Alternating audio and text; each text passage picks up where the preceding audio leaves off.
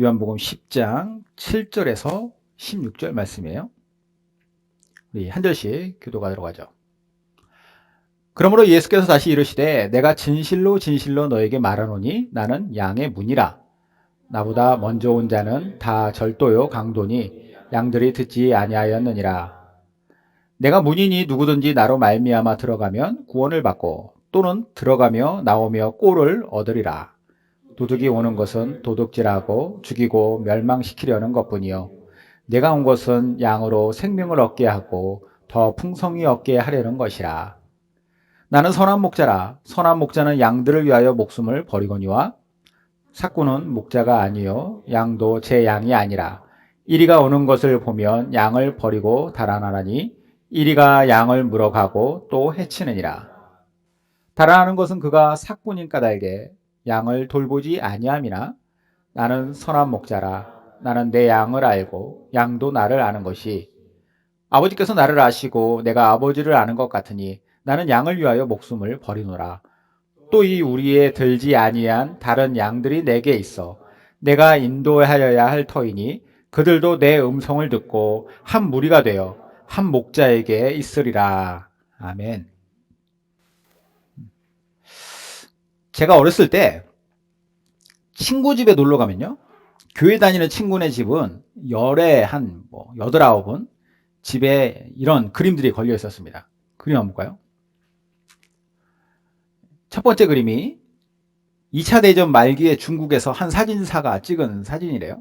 이 사람이 예수님의 얼굴을 너무 보고 싶다라고 하는 소망을 가지고 열심히 기도했답니다. 그러니까 갑자기 찍어라, 그런 음성을 들었대요. 그래서 어딜 찍어야 될지 모르고 이제 눈이 있는데 눈밭에 눈이 녹은 땅을 찍었더니 이게 찍혔답니다. 아직도 기억나는 거는 제 친구 어머니가 저한테 그런 얘기를 했어요. 예수님이 열심히 잘 믿으면 이게 예수님으로 보일 거라고. 믿음으로 보면, 믿음의 눈으로 보면 보인다라는 이야기를 해주셔서 제가 그때 좀 어렸을 때라서 아무리 봐도 안 보이는 거예요. 기도를 하고 봤는데도. 근데 제 친구가 설명을 했습니다. 이게 눈이고 이게 코고, 예. 내 믿음이 아니라 친구의 설명을 통해서 이거를 예수님의 얼굴이다라는 거죠. 이게 진짜인지 아닌지 잘 모르겠어요. 어쨌든 이런 한참 예전에 많이 유행하던, 여기 밑에 보면 이 집의 주인은 그리스도시요, 식사 때마다 보이지 않는 손님이, 그거 막 써 있잖아요. 예, 그런 게 있었어요. 자, 두 번째 그림. 두 번째 그림은 밑에 있는 그림인데, 미국의 워너 셀먼이라고 하는 화가가 그린 그림이에요. 요한계시록에 나오는 라우디게아 교회에 대해서 볼지어다 내가 문 밖에 서서 두드리노니, 이 말씀을 바탕으로 해서 그린 그림인데, 문 밖에 문을 두드리시는 그리스도라고 하는 그림입니다. 어렸을 때 이걸 보면서 여러분들은 어떤 것이 제일 먼저 눈에 띄는지 모르겠는데, 저는 제일 먼저 눈에 띈 게 예수님이 들고 있는 등불이었어요. 저게 탐이 나더라고요.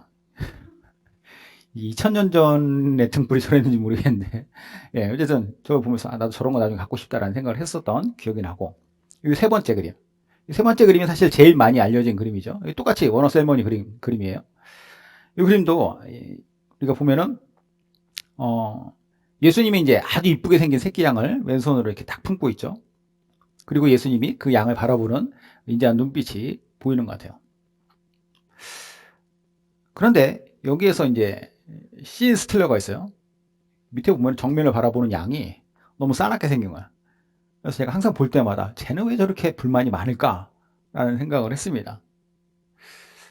그래도 이 그림, 전체적인 그림에서 느껴지는 것들은 평화로움이나 또 예수님이 이렇게 안고 위하는 그런 느낌이 많이 들죠.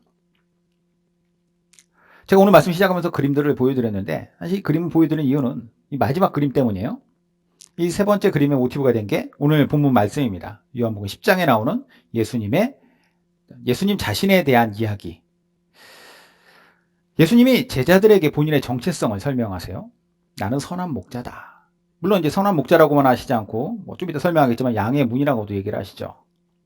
전혀 다른 뜻이 아니라 사실 같은 맥락 안에서 이해될 부분인데, 예수님이 하시려고 하는 어떤 본인의 정체성을 더 잘 설명하시기 위해서 이렇게 비유를 하신 거예요. 자, 요한복음 10장 말씀에 대해서 한번 알아보도록 하겠습니다. 예수님이 본인 스스로에 대해서 뭐라고 말씀하셨고 그 말씀에는 어떤 의미가 있느냐, 이걸 이 시간에 알아보려고요. 요한복음 10장을 이해하려면 요한복음 9장을 같이 봐야 됩니다. 이 9장에서 10장까지 쭉 이어지는 맥락이 있어요. 예수님이 9장에서 어떤 일을 하셨냐면 날 때부터 앞을 보지도 못하던 사람, 그러니까 앞 못 보는 사람을 예수님께서 보게 하신 사건이 9장에서 있었습니다. 이런 일을 가리켜서 이제 예수님이 베푸신 이적이다. 놀라운 기적이라는 뜻이죠. 기이한 이적을 예수님께서 베푸셨는데 이 이적을 베푸신 방식이 약간 평소랑은 좀 달랐습니다. 평소 같으면 예수님이 눈 못 보는 사람을 보고 아 그래? 볼지어다 한다던가 아니면 손으로 한번 이렇게 만져주신다던가 그러면은 이제 이 안 보는 사람이 앞을 보게 되었을 텐데 아주 특이한 행동을 하세요. 땅에 침을 뱉습니다. 우선 침을 많이 뱉으셨어. 뱉어서 그 침 뱉은 그 흙을 가지고 이거를 짓이겨서 그 앞 못 보던 사람의 눈에다 바르십니다. 그리고 뭐라고 하시냐면 실로암 못에 가서 씻어라. 그리고 나서 이제 이 앞 못 보던 사람, 태어나면서부터 후천적인 게 아니라 선천적으로 앞을 보지 못하던 사람이 생애 처음으로 앞을 보기 시작했다라고 하는 기록이 9장에 나와요. 좀 과정이 좀 지저분해 보이지만 그래서 예수님을 통해서 일어날 수 없는 아주 놀라운 기적적인 사건이 발생했는데 당연히 이 소문은 그 앞 못 보던 사람이 살던 동네뿐만 아니라 그 지역으로 막 퍼져나갔을 거예요. 아니 어떻게 앞을 보지 못해 평생 앞을 보지 못하던 사람이 갑자기 앞을 보게 됐대, 이런 이야기들이 퍼져나갔겠죠. 예수님을 통해서 일어난 이 일을 두고서 직접 그것을 그 사람을 뭐 만났거나 직접 알고 있거나 이런 사람들은 확실하게 알 수 있겠지만 이걸 소문으로 어떻게 전에 들은 사람들은 여러 가지 설이 있었어요. 진짜네, 아니네, 짜고 쳤네, 뭐 이런 거. 그런 얘기들이 막 있었습니다.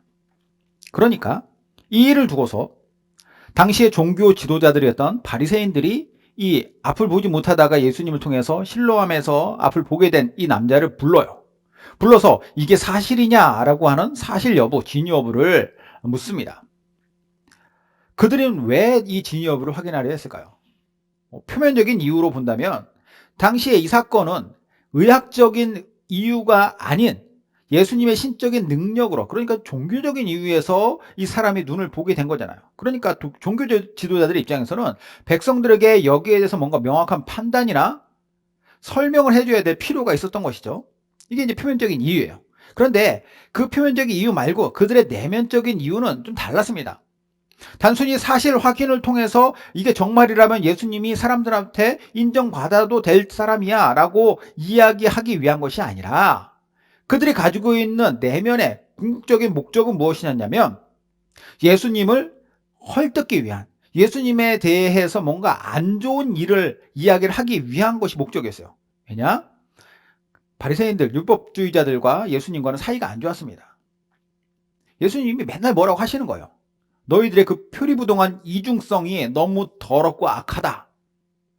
아주 신랄하게 종교 지도자라는 자들이 어떻게 하나님 말씀의 본질은 어기면서 사람들로 하여금 율법과 규례를 가지고 그 사람들의 삶을 올가매고 그들로 하여금 고통스럽게 살게 만드느냐라는 거죠. 예수님이 이러한 말들을 많이 하셨었기 때문에 예수님에 대해서 안 좋은 감정이 계속 있는 거예요. 그런데 그런 예수님에 대해서 예수님의 능력을 인정하고 이적을 인정하고 뭐 사람들에게 예수님을 높인다? 이런 일이 일어날 리가 없죠. 그들은 이 사건을 통해 예수님의 책망거리를 잡아요. 그게 뭐냐? 하필 이 사람을 예수님이 낫게 해준 날이 안식일이었다라는 거예요. 안식일. 안식일날 왜 고쳐주냐는 거예요. 왜 의료 행위를 했느냐? 억지스러운 논리죠. 그런데 아마도 이런 그들의 반응을 예수님이 알고 계셨기 때문에 굳이 진흙을 눈에 뭐 침을 뱉고 진흙을 만들어서 눈에 바르고 뭐 실로암에 가서 찍도록 하신 것은 아닐까? 조금이라도 더 일에 가까운 행위를 하신 거죠. 여튼 이런 바리새인들의 억지 주장과 그리고 그 행위를 하셨던 예수님이 10장으로 넘어와서 한 가지 비유를 말씀하시는데 그 비유가 선한 목자의 비유입니다.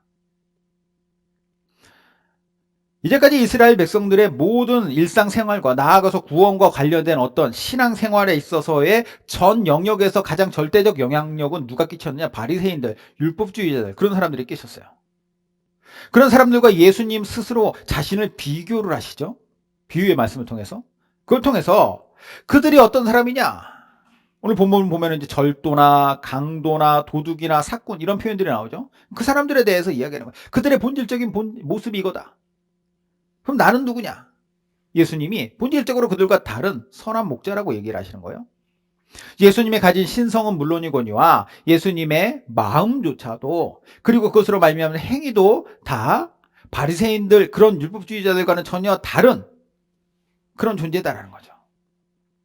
사실 당시 사람들은요, 예수님이 이적을 많이 베푸셨어도 그들이 예수님의 탁월함을 보았음에도 불구하고 예수님을 완벽하게 따르는 사람들이 그렇게 많지는 않았습니다. 그러니까 추종하기는 했지만 그것은 어떻게 보면은 흥미를 위한 것이었지, 예수님의 가르침을 전적으로 따르는 제자가 되는 것은 그들에게 쉽지 않은 일이었어요. 아마 그들이 아마 가지고 있었던 기존의 바리새인 율법주의자들로부터 받았던, 살면서 평생 쌓아왔었던 그런 것들의 강도에 의해서 예수님에 대한 호불호도 분명히 있었겠죠. 이런 모든 사람들을 향해서 예수님 말씀하세요. 나는 어떤 존재인가? 두 가지로 말씀하시는데, 첫 번째, 예수님은 뭐라고 말씀하시냐? 구원으로 인도하는 양의 문이다 라고 얘기하세요. 구원으로 인도하는 양의 문이다. 같이 한번 읽어볼까요? 시작. 그러므로 예수께서 다시 이르시되 내가 진실로 진실로 너에게 말하노니 나는 양의 문이라. 나보다 먼저 온 자는 다 절도요 강도니 양들이 듣지 아니하였느니라. 내가 문이니 누구든지 나로 말미암아 들어가면 구원을 받고 또는 들어가며 나오며 꼴을 얻으리라. 도둑이 오는 것은 도둑질하고 죽이고 멸망시키려는 것뿐이요 내가 온 것은 양으로 생명을 얻게 하고 더 풍성히 얻게 하려는 것이라. 자, 양의 문이 뭐냐면 말 그대로 양들이 지나다니는 문이에요. 이스라엘은 국토 면적이 아주 좁습니다. 그러니까 우리나라 전라남북도를 합친 것만큼 그 정도 크기밖에 안 돼요. 그러니까 그 작은 땅에서, 지금도 작잖아요. 그 작은 땅에서 막 지지고 볶고 하면 사는 거죠. 자, 그런데 그러한 땅이 또 그 국토의 많은 부분이 또 산지로 이루어져 있어요. 그러니까 평지가 그렇게 많지 않습니다. 이스라엘 평야 이 정도만 사실 평지 지역으로 이렇게 이고, 나머지는 또 대부분 산지가 많습니다. 그런 곳에서, 근데 산지도 또 특성이 뭐냐면 우리나라처럼 막 숲이 우거진 그런 산지가 아니에요. 나무나 풀이 적은 돌이 많은 그런 산지입니다. 이런 곳에서 이스라엘 사람들, 당시 그쪽 지역 그 근동이 다 목축을 대부분 많이 했던 것처럼 이스라엘 사람들도 목축을 많이 했어요. 양을 많이 키우는데, 그렇기 때문에 양을 많이 키우는 그들의 문화에서는 예수님이 말씀하시는 양의 문이다, 나는 선한 목자다, 이 이야기가 훨씬 더 이해하기가 쉬웠던 거겠죠. 자, 이들의 목축 생활에서 발견되는 몇 가지 특징이 있는데, 자, 먼저 우리를 만들잖아요. 양을 이제 어디다가 넣어놔야 되니까 그 우리를 어떻게 만드냐면 진흙이라던가 진흙으로 만드는 벽돌이라던가 아니면 돌덩이나 이런 것들을 가지고 벽을 쌓습니다. 우리를 쌓고 때로는 여기에 가시덤불 같은 거 이렇게 해서 약간 철조망 같은 그런 느낌도 내죠. 이거를 공동으로 만들어요. 그러니까 집집마다 있는 것이 아니라 공동으로 몇 집이 같이 이런 우리를 만들어서 거기에다가 양을 같이 집어넣는 거예요. 자, 이렇게 우리 안에 보호되는 양은 먹여야 될 거 아니에요. 지금 무슨 사료나 그런 거 줄 수도 있겠지만 양들이 이제 풀을 먹어야 되니까.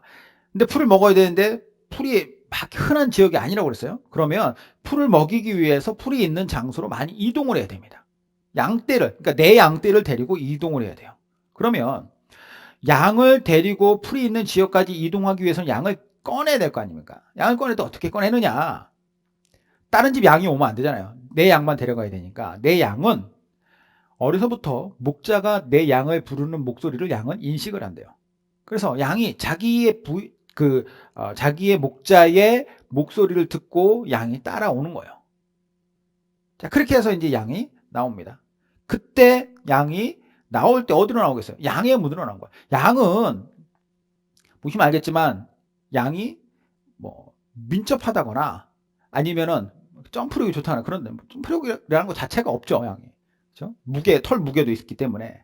그러니까 이 양은 위를 점프해서 다닐 수가 없어요. 울타리 밖을 볼 수도 없습니다.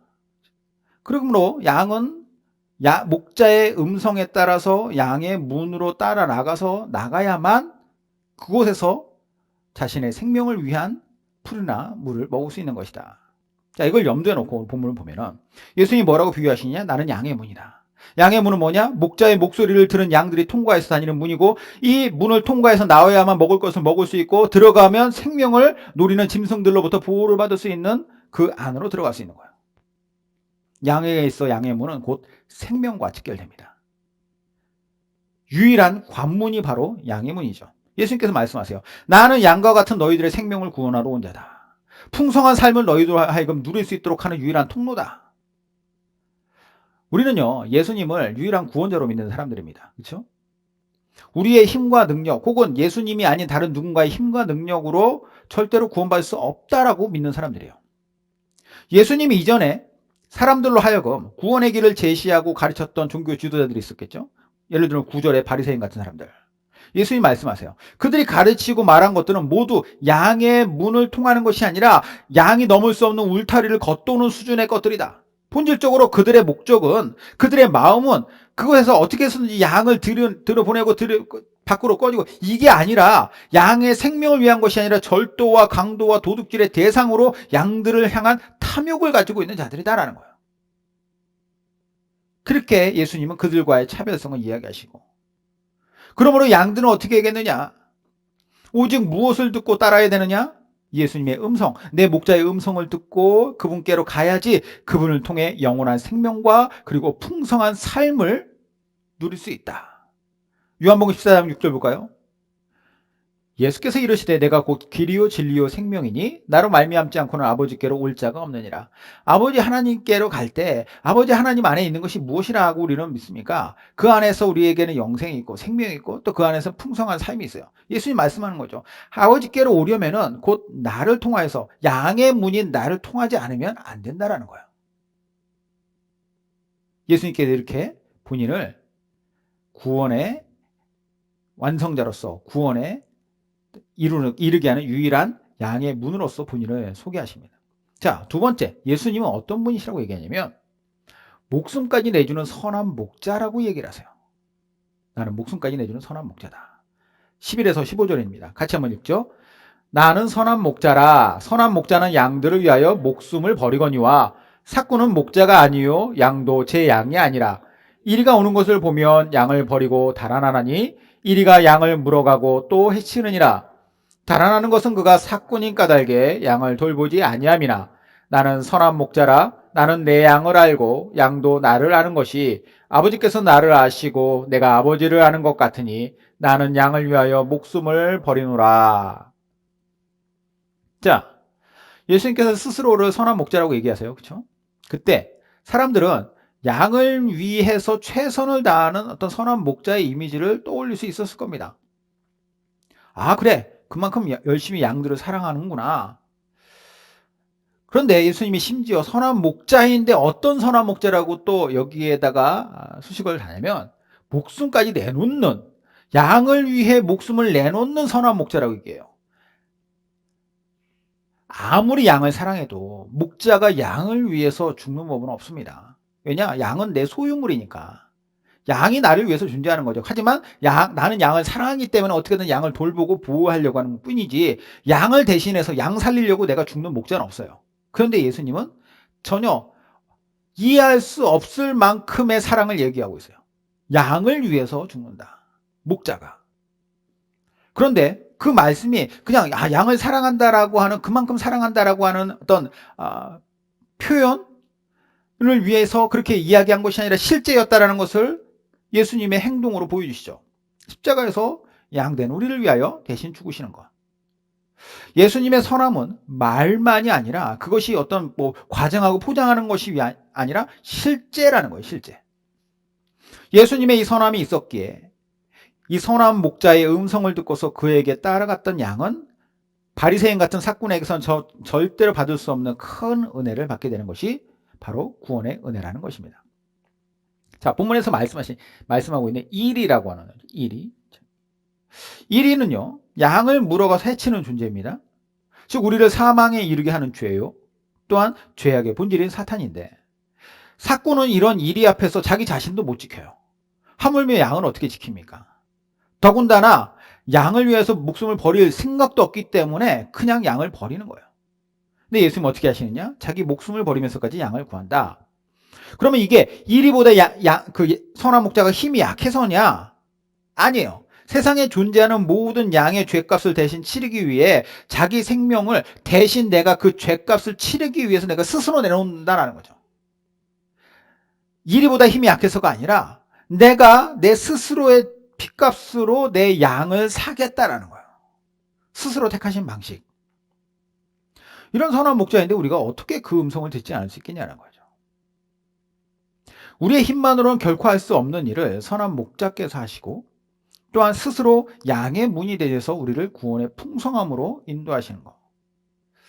이게 바로 예수님께서 선한 목자로서 양의 문으로서 우리 가운데 행하신 일이에요. 리스트로벨이라고 하는 사람이 있는데, 이 사람이 원래는 극심한 불신자였는데 나중에 뭐 예수님의 그 부활을 부정하기 위해서 막 이렇게 그것들을 막 찾다가 예수님의 부활의 거짓됨을 파다가 이제 나중에 예수님이 실제로 믿게 된 그런 사람이에요. 이 사람이 변화됐다가 되고 나중에 이런 책을 썼습니다. 은혜, 하나님의 은혜라고 하는 책을 썼는데 거기에 이런 이야기가 나와요. 누구랑 이렇게 대화를 하는데, 우리의 죄가 우리와 하나님 사이에 만들어낸 간극은 가히 뛰어넘을 수 없는 것이지요. 그것을 건너려는 건 마치 태평양의 한 부두에서 하와이까지 펄쩍 뛰려고 하는 것과 같습니다. 처음에는 별로 멀리 나가지 않습니다. 그래서 더 열심히 훈련하지요. 세계 최고의 멀리뛰기 선수한테 지도도 받고 새 운동화도 사고 역기도 들고 시금치도 먹습니다. 덕분에 다음번에는 용케 30cm쯤 더 멀리 뜁니다. 대단하죠. 하지만 간극은 여전히 어마어마합니다.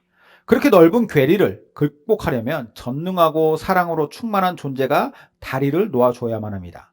바로 그 일을 하나님이 그리스도의 십자가를 통해서 하신 거죠. 자, 무슨 얘기인지 이해되세요? 선한 목자의 그 마음과 사랑이 자신의 생명을 내어줌으로써 죄와 사망의 이리때로부터 우리를 그것들을 막아내셔서 우리를 지키셨고, 유일한 양의 문이 되신 그분께서 그 능력으로 태평양을 건너기는커녕 바로 앞에 있는 울타리, 그 우리조차 벗어날 수 없는, 넘지 못할 우리를 영생의 축복으로 인도하셨다라는 거예요. 그럼 우리는 그 음성을 듣고 따르지 않을 이유가 없다라는 거죠. 자, 그런데 가끔 이런 딜레마에 빠지는 양이 있어요. 이게 뭐냐? 부르는 것 같긴 한데 그게 날 부르는 건지 제일 부르는 건지 모르겠다라는. 날 부르는 게 맞나? 나 부른 것도 아닌데 괜히 내가 쫄래쫄래 쫓아갔다가 망신당하고 쫓겨나면 어떡하지? 이런 고민이 생길 수도 있죠. 그런데 이거는 양이 할 고민이 아니에요. 선한 목자의 음성은, 그 음성의 대상은 이 양들 중에서 조금 더 나은 양, 뭐 조금 더 잘난 양, 그 양을 향해서가 아니라 내 양은 기본적으로 그분에게 있어서의 내 양은 모든 양이라는 겁니다. 선한 목자는 너는 다른 양들보다 못생겼으니까 너는 안 돼. 너는 다른 양들보다 더러우니까 불합격이고, 너는 다른 양들을 괴롭혔으니까 안 돼. 이렇게 차별하지 않으세요. 16절 볼까요? 또 이 우리에 들지 아니한 다른 양들이 내게 있어 내가 인도하여야 할 터이니 그들도 내 음성을 듣고 한 무리가 되어 한 목자에게 있으리라. 이게 이제 궁극적으로는 모든 이방인들, 모든 세상에 있는 사람들을 대상으로 이야기하신 겁니다.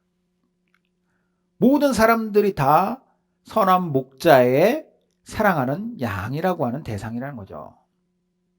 그리고 선한 목자는 모든 양을 위해서 죽었고, 모든 양들은 자기 음성을 듣고 따라가기 원하시며, 모든 양들이 자기를 통과해서 영생과 풍성함을 누리기 원하시는 그분 앞에 나아가는 거예요. 얼마 전에 새벽기도 때 우리가 로마서를 보면서 로마서 10장 말씀을 본 적이 있었는데, 10장의 11절부터 이런 말씀이 나와요. 성경에 이르되 누구든지 그를 믿는 자는 부끄러움을 당하지 아니하리라 하니 유대인이나 헬라인이나 차별이 없음이라. 한 분이신 주께서 모든 사람의 주가 되사 그를 부르는 모든 사람에게 부요하시도다. 누구든지 주의 이름을 부르는 자는 구원을 받으리라. 자, 여기서 주의 이름을 부른다라는 게 뭘까요? 주의 이름을 부른다. 주의 이름을 부르는 것은 내가 주를 알아서 찾아내서 그 분의 이름을 부르는 것이 아니라 주가 먼저 나를 부르기 때문에 거기에 대해서 응답하는 것이 주의 이름을 부르는 거예요. 그러니까 선한 목자가 양의 문을 통해 얘야 저기 가자 하면은 양의 입장에서는 양의 목소리로 매 양의 목소리로 응답을 하고 그분을 따라가는 거예요. 나가자 하면 나가는 것이고 들어가자 하면 들어가서도 복을 받고 나가서도 복을 받는 것이 바로 양의 목자에 대한 순종으로서 받을 수 있는 최상이며 최고의 축복인 것이죠. 내가 자격이 있나 없나? 이 질의 건목의 문제가 아니라는 거예요. 아까 처음 봤던 그림 다시 한번 볼까요? 선한 목자라고 하는 그림. 이 그림에서 제가 눈에 띄었던 양이 저 이렇게 앞에 싸나워 보이는 저 양이라고 그랬는데 처음에는 얘가 눈에 띄었는데 조금 더 있으니까 다른 애가 눈에 띄더라고요. 여러분들 눈에 누가 띕니까? 예수님 바로 뒤에 시커먼 양이 있어요. 선한 목자에게 있어서의 그 목자의 양은 하얀 양이든 때에 찢은 양이든 그 양의 어떤 죄의 크기는 상관이 없다라는 거예요. 선한 목자의 마음이 그것이죠. 아마도 이 그림을 그리면서도 그걸 염두에 놓고 그리지 않았을까? 자기 힘으로 태평양을 뛰어넘지 못하는 것은 1m를 뛰는 사람이나 1.5m 뛰는 사람이나 3m 뛰는 사람이나 마찬가지예요. 거기서 거기죠. 하지만 바리새인들은 그 차이가 엄청난 것처럼 사람들을 속였어요. 그리고 자기들은 뛰어넘을 것처럼 사람들을 속였지만 인간은 어차피 태평양을 못 뛰어넘어요. 인간은 어차피 우리를 기어오를 수 없습니다. 그저 무엇이 필요하느냐? 내 모습 이대로 선한 목자의 음성을 듣고 양의 문으로 나가고 양의 문으로 들어가고 그리고 나를 위하여서 이리때를 막아서고 나를 위하여서 목숨을 내놓는 그 선한 목자 예수님으로 말미암는 것입니다.